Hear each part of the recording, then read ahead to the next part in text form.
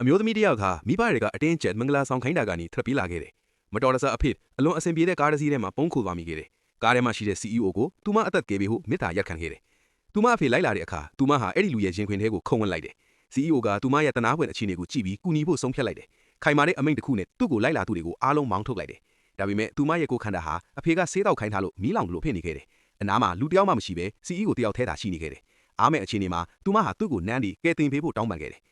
အဲ့ဒီလူကစိတ်ရှည်စွာခဏလေးတွေးတောပြီးနောက်သူမရဲ့တခုတည်းသောဆေးကသူကိုယ်တိုင်ပဲဖြစ်သွားခဲ့တယ်။သူတို့နှစ်ယောက်ဟာနောက်တစ်ခါမတွေ့တော့ဘူးလို့ထင်ခဲ့ကြတယ်။ဒါပေမဲ့6နှစ်ကြာပြီးနောက်အရာအလုံးပြောင်းလဲသွားခဲ့တယ်။အမျိုးသမီးဟာတားလေးနဲ့အတူမြို့ကိုပြန်လာခဲ့တယ်။အသက်မွေးဝမ်းကြောင်းအတွက်သမင်းဘူးရောင်းပြီးတားလေးကတော့အမိုက်စုကောက်လုပ်ခဲ့ရတယ်။တားလေးဟာကို့အဖေကိုတွေ့ကျင်တဲ့အိမ်မက်ကိုအမြဲမှတ်နေခဲ့တယ်။ဒါပေမဲ့လောင်းကစားသမားဖြစ်တဲ့သူမအဖေပေါ်လာပြီးသူမရဲ့ငွေအားလုံးကိုလူယူသွားခဲ့တယ်။တားလေးကအချိန်မှန်ပြန်လာပြီးအဲ့ဒီအဖြစ်ကိုမြင်လိုက်ရတယ်။သူမကိုကာကွယ်ဖို့ရှေ့တိုးသွားခဲ့တယ်။ဒါပေမဲ့တားလေးရဲ့ငွေပါလူယူခံလိုက်ရတယ်။အဲ့ဒီအချိန်မှာ CEO ကဖြတ်တန်းလာခဲ့တယ်။သူမနဲ့တားလေးကိုမြင်ပြီးမတိမတာယဉ်နီးမှုတစ်ခုခံစားမိခဲ့တယ်။တားလေးကအဖိုးဖြစ်သူကိုငိုယိုပြီးငွေပြန်ပေးဖို့တောင်းပန်ခဲ့တယ်။အဖေကိုရှာဖို့အဲ့ဒီငွေလိုတယ်လို့ပြောခဲ့တယ်။ထို့နောက်သူမကိုလက်အထိကို့မှာအဖေတကယ်မရှိဘူးလားလို့မေးလိုက်တယ်။အမျိုးသမီးရဲ့နှလုံးသားနာကျင်သွားခဲ့တယ်။သူမတားလေးကိုတာယာစေဖို့ပြောခဲ့တယ်။မင်းအဖေကမကြခင်လာတွေ့မယ်လို့ဆိုခဲ့တယ်။တားလေးကအဲ့ဒါကိုလင်ပြောတာပဲလို့ထင်ခဲ့တယ်။ဒါပေမဲ့ CEO ဟာလူအများနဲ့အတူလာရောက်ခဲ့တယ်။သူကပဲအဖေဖြစ်နိုင်မလားလို့တားလေးစဉ်းစားမိခဲ့တယ်။ဒါပေမဲ့အမှန်တရားကလုံးဝကွာခြားနေခဲ့တယ်။ CEO ဟာကိုသားအဖြစ်ဟန်ဆောင်ဖို့ကလေးတစ်ယောက်ပဲလိုအပ်နေခဲ့တယ်။သူမနဲ့တားလေးကိုအဲ့ဒီအကန့်အကန်ဆောင်ရွက်ပေးဖို့တောင်းဆိုပြီးရွမ်တတင်းပေးမယ်လို့ကတိပေးခဲ့တယ်။ငွေလိုအပ်နေတဲ့အတွက်သူမမရွေးချယ်နိုင်ပဲသဘောတူလိုက်ရတယ်။အိမ်ပြန်လန်းမှာ CEO ရဲ့အဖေကဖုန်းဆက်ပြီ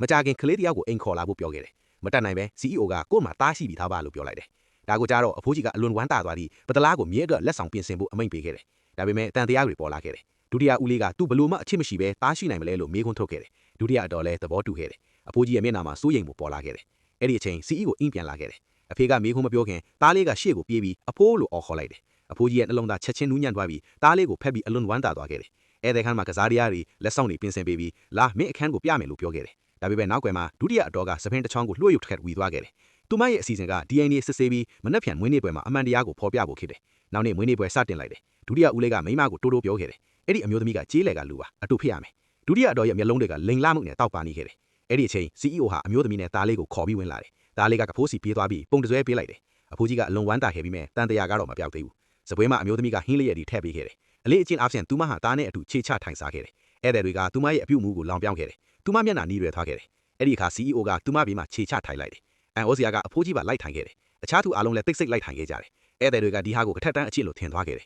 ။ဒုတိယဦးလေးကမခံနိုင်တော့ထပ်ပြီးရောပြောလိုက်တယ်။ဒီကလေးဟာမင်းရဲ့အမှန်တကယ်မြေးမဟုတ်ဘူးလိန်လော့ထားတာပဲ။ DNA စစ်ဆေးဖို့ပို့ထားပြီလားမကြခင်ရလက်ထွက်လာမယ်။ခန်းတမောင်ဟာလန့်သွားခဲ့တယ်။အချိန်တပြိုင်တည်းမှာဆေးရုံမှာဆရာဝန်ကစာရွက်ကိုကြည့်ပြီးမျက်လုံးကျူးသွားတယ်။ဒီရလက်ကဥက္ကဋ္ဌကိုအယံဝမ်းသာစေမယ်လို့တိုးတိုးပြောပြီးလက်ထက်နဲ့ပို့လိုက်တယ်။ပွဲခန်းပေါ်မှာတော့အဖိုးကြီးရဲ့ဝမ်းသာမှုကဒေါသအဖြစ်ပြောင်းလဲသွားခဲ့တယ်။ CEO ကိုပါးရိုက်ပြီးတစ္ဆာဖောက်တယ်လို့ဆွဆွဲလိုက်တယ်။ရင်ဘတ်နာပြီးအသက်ရှူကျက်သွားခဲ့တယ်။ဒုတိယအတော်ကမျိုးသမီးကိုစင်းရဲတဲ့ကြေးလည်မိန်းမလို့လောင်ပြောင်းခဲ့တယ်။ငွေကြီးချမ်းသာဟုအိမ်မက်နေတယ်လို့ပြောခဲ့တယ်။ဒုတိယဦးလေးကလည်းစစ်ဆေးချက်ကမကြခင်အရာအလုံးဖော်ပြမယ်လို့ပြောခဲ့တယ်။လူအုပ်ကြီးကမုံတိုင်းလို့စူးညင်သွားခဲ့တယ်။အမျိုးသမီးနဲ့သားလေးကိုတန်တရားဝင်လာကြတယ်။သားလေးရဲ့မျက်လုံးတွေမှာမျက်ရည်တွေပြည့်လာပြီးထွက်ပြေးခြင်းနေခဲ့တယ်။ဒါပေမဲ့ဒုတိယအတော်ရဲ့စူးရသောအတန်ကသူ့ကိုရပ်တန့်သွားခဲ့တယ်။သူကဖီးရဲမှာအမွေဆက်ခံသူမဟုတ်ဘူး။ဒါကလိန်လထားတာပဲ။အပြစ်ပေးခံရမယ်။အမျိုးသမီးရဲ့မျက်နှာဖြူဖော်သွားခဲ့တယ်။ CEO ကလက်ကိုခိုင်းမစွာစုပ်ကိုက်လိုက်တယ်။အဲ့ဒီအချိန်လက်ထက်ကတကားကိုဖောက်ဝင်လာပြီးစစ်ဆေးချက်ကိုလုတ်ပြလိုက်တယ်။ရပါပြီ DNA စစ်ဆေးချက်ရပါပြီ။အဖိုးကြီးကစာရွက်ကိုလက်တုံတုံနဲ့လူယူသွားခဲ့တယ်။လူအားလုံးရဲ့မျက်လုံးကသူ့မျက်နှာကိုတပြိုင်နက်တည်းကြည့်နေကြတယ်။ဒါပေမဲ့စာမျက်နှာကိုလှန်လိုက်တဲ့အခါသူ့မျက်နှာကတေးသူလိုဖြူဖော်သွားခဲ့တယ်။ဒီဇလန်တို့ကြိုက်နေတတ်တယ်ဆိုရင်